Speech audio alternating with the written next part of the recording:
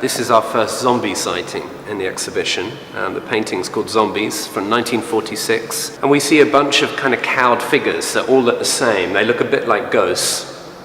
And we see a priest. This is a bit unusual in a church. So you would expect to see a sorcerer. And a sorcerer is considered a bad voodoo priest, someone that misuses spiritual powers, while a voodoo priest or mambo, who's the priestess, usually and is supposed to use spiritual forces for positive outcomes, but a sorcerer uses them for negative outcomes, a bit like kind of black magic.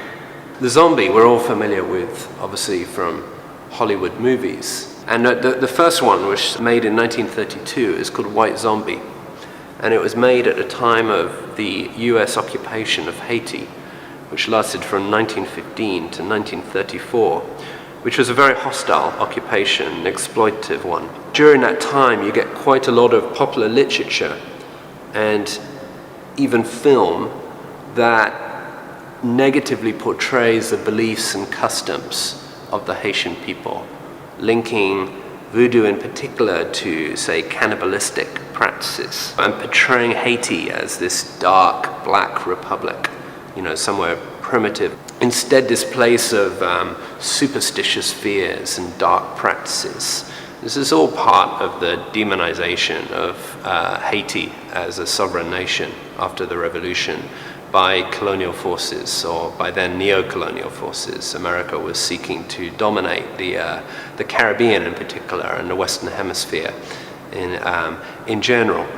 What a zombie is in Haitian folklore or Haitian voodoo, it's an individual that's been essentially put to death by a sorcerer, and then brought to life through other forms of magic.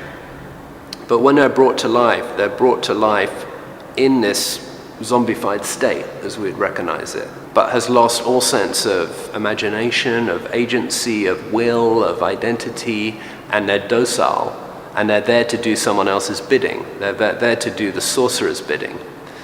If you think about it, this is very much what happened to individuals through the process of slavery. That slavery denied people their basic human rights, denied them even their identity as human. And under law, slaves were defined as things, not humans.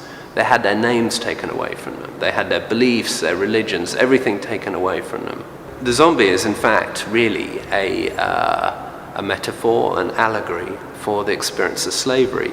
The zombie remains a zombie until they're given salt. And if they're given salt, then they suddenly come to their senses and experience terrific rage and turn on the sorcerer, or you might say the slave master.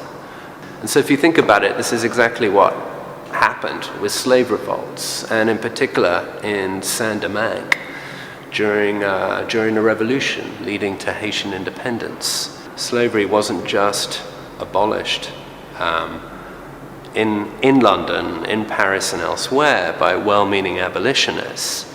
In fact, there was revolt throughout slave-owning nations.